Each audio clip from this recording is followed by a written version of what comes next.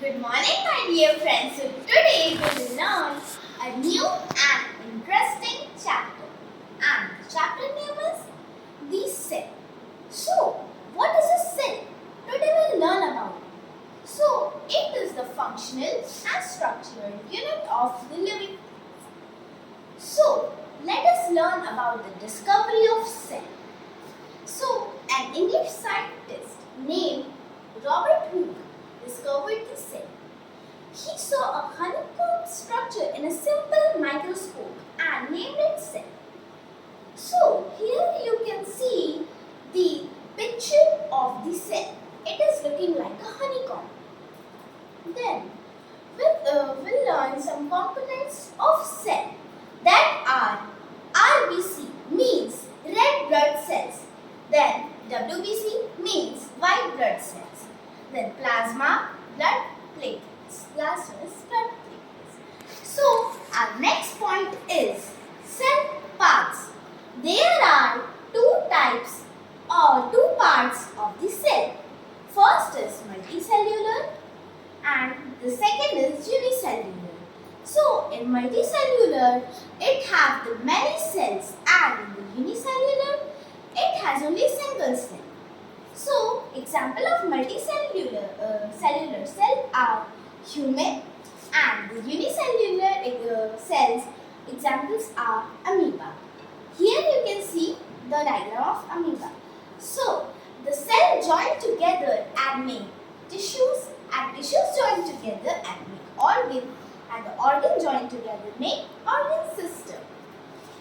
Now let us learn about the cell theory. So here are some names of those person who gives a cell theory that are Sladen, Sejuan and Virchow. Now we will learn about the shape and size of the cell. So a cell has also have a shape and size. So it can be spherical, oval, rectangular or cylindrical in shape. In human body, WBC means white blood cells are irregular in shape. Cells are of different size. The size of the cell is measured by a micron and 1 micron is equal to 1 upon 1000 millimeters. Then we will learn about the structure of cell. So, cell is made up of a number of living things and non-living things. So, the living parts of cell are called the cell organelles and the non-living parts of cell are called cell inclusions.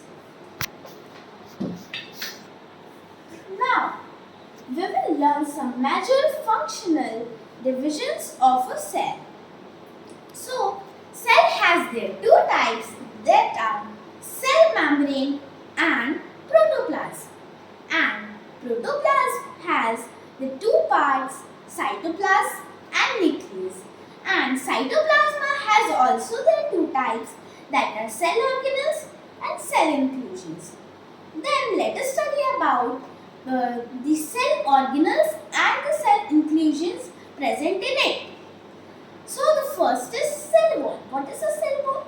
The cell possesses a rigid outermost layer made up of a complex substance called the cellulose. It is a non-living structure and present only in plant cell. The cell wall gives a shape and rigidity to the plant cell and protects the internal cell organelles. It allows free movement of substances in solution to enter and leave the cell. Such a type of membrane is called freely permeable membrane. Then, cell membrane. The cell membrane is a thin and flexible membrane. It is also known as the plasma membrane. The cell membrane is a selectively permeable membrane. Then, cytoplasm. The cytoplasm is a semi-solid and jelly-like fluid containing a mixture of water, salt and organic compounds. Then the last one is nucleus. Nucleus is the important part of the cell. The nucleus may be spherical or oval in shape. The nucleus is surrounded by a nuclear membrane, which is a double membrane structure. The nuclear membrane encloses a transparent and granular ground substance called the nucleoplasm. There are one or two small bodies in the nucleus called the nucleoli. So, the rest of the important points we'll discuss in next class. Thank you and have a nice day.